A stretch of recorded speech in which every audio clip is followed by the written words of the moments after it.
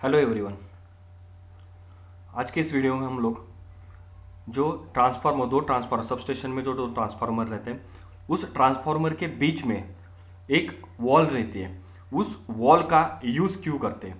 क्योंकि जब भी आप इंटरव्यू के लिए जाते हैं तो उस टाइम पे इंटरव्यू में एक क्वेश्चन पूछा जा सकता है कि जो ट्रांसफार्मर रहते हैं सब स्टेशन में या फिर स्विच यार्ड जो रहता है उसमें दो ट्रांसफार्मर के बीच में एक वॉल रहता है, वो वॉल क्यों रहता है, उसका यूज़ वहाँ पे हम लोग क्यों करते हैं।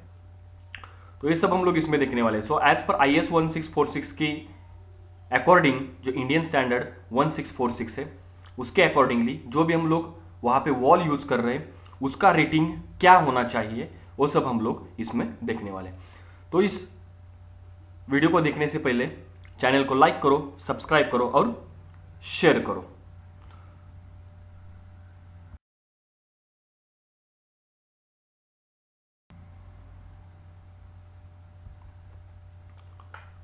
सो हम लोगों को पता है कि transformer is the most expensive equipment in substation. तो जो भी सबस्टेशन से स्विच यार्ड से जहां पे हम लोग ट्रांसफार्मर यूज करते हैं तो उसका काम खूब बहुत सारा इंपॉर्टेंट रहता है। तो उसमें ट्रांसफार्मर क्या करता है कि वोल्टेज को स्टेप अप और स्टेप डाउन करने के लिए हम लोग वहां पे यूज करते हैं। अगर जब जब भी हम लोग ट्रांसफार्मर यूज करते हैं, ऑयल इमर्स ट्रांसफार्मर यूज करते हैं, तो उसके अंदर क्या रहता है, नॉर्मली ऑयल रहता है। अगर एक ट्रांसफार्मर में अगर फायर हो गया, अगर ट्रांसफार्मर में फायर हो गया तो उसके साथ में पर्सनल सेफ्टी और सराउंडिंग सेफ्टी के लिए वो डेंजरस रहता है। सो ट्रांसफार्मर फायर्स एक्चुअली क्यों होते हैं, तो ट्रांसफार्मर फायर्स इलेक्ट्रिकल फॉल्ट्स या फिर अगर ऑयल लीकेज है सब स्टेशन में या ट्रांसफार्मर से ऑयल लीकेज हो रहा है या फिर एक्सटर्नल फॉल्ट से लाइक लाइटनिंग स्ट्राइक्स, इसकी वजह से ट्रांसफार्मर डैमेज होने के चांसेस रहते हैं और उसकी वजह से वहां पे फायर लगने के चांसेस रहते हैं। सो हम लोगों को इलेक्ट्रिकल जो रिस्क है उसको एड्रेस करना पड़ता है और डैमेज होने से वहां पे हम लोगों को प्रोटेक्ट करना पड़ता है। सो ट्रांसफार्मर फायर से पावर आउटेज, इन्वायरमेंटल डैमेज और फाइनेंशियल लॉसेज जैसे प्रॉब्लम्स वहां पे क्रिएट होते हैं। तो जब भी हम लोग ट्रांसफार्मर वहां पे कंसिडर करते हैं तो ट्रांसफार्मर के अंदर वहां पे क्या रहता है, ऑयल रहता है। तो ट्रांसफार्मर के अंदर एक ऑयल रहता है जो इंसुलेटिंग मीडियम के लिए या फिर कूलिंग मीडियम के लिए हम लोग वहां पे यूज करते हैं। तो जब भी ट्रांसफार्मर को आग लगती है, अगर कोई फॉल्ट क्रिएट होगा, इंटरनल फॉल्ट रहेगा, एक्सटर्नल फॉल्ट रहेगा, जिसकी वजह से अगर ट्रांसफार्मर में वहां पे अगर आग लग गई तो वहां पे एक्सप्लोजन होने के चांसेस रहते हैं।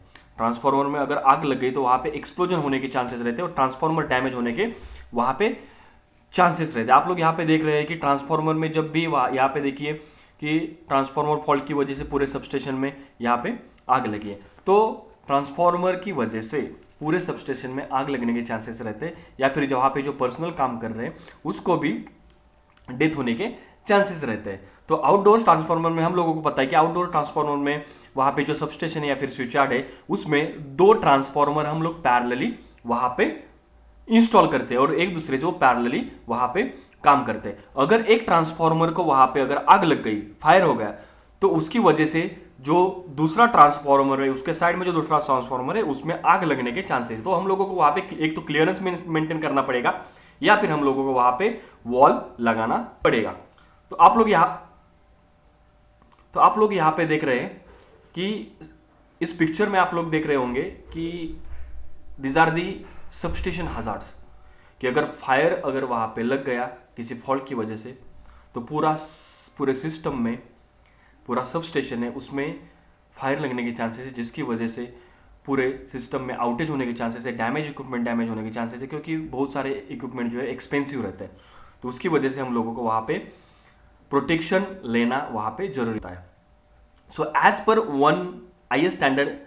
एज पर इंडियन स्टैंडर्ड 1646 की अकॉर्डिंग दो ट्रांसफार्मर के बीच में वहां पे इंसुलेटिंग फायर बैरियर वॉल वहां पे कंस्ट्रक्ट करना नेसेसरी है। और वो फायर बैरियर वॉल हम लोग कहां पे इंस्टॉल करते हैं, तो जहां पे ट्रांसफार्मर के अंदर का ऑयल 2000 लीटर से ज्यादा है, ट्रांसफार्मर के अंदर का ऑयल जहां पे 2000 लीटर से ज्यादा है वहां पे दो ट्रांसफार्मर के बीच में हम लोग वहां पे फायर बैरियर वॉल वहां पे कंस्ट्रक्ट करते हैं।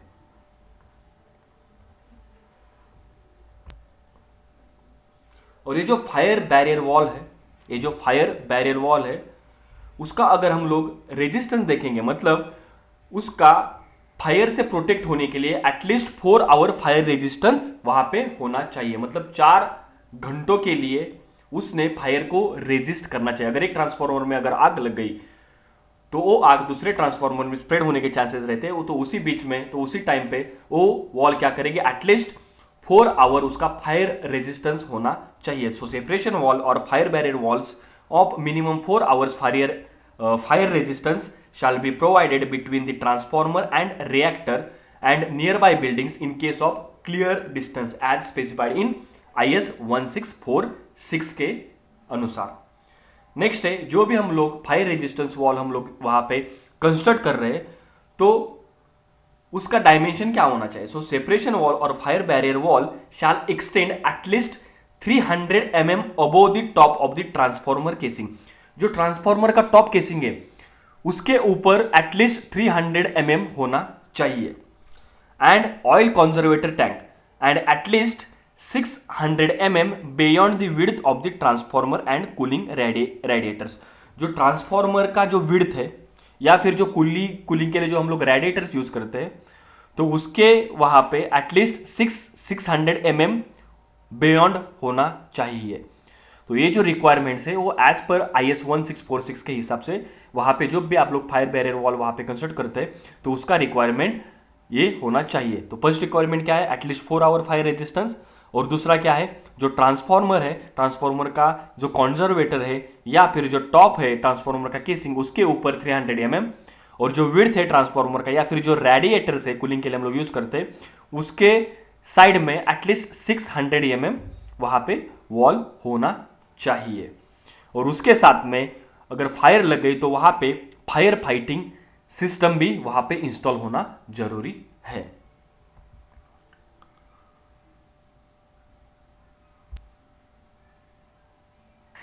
सो आई होप ये वीडियो आप लोगों को अच्छी तरह से समझ में आ गया होगा।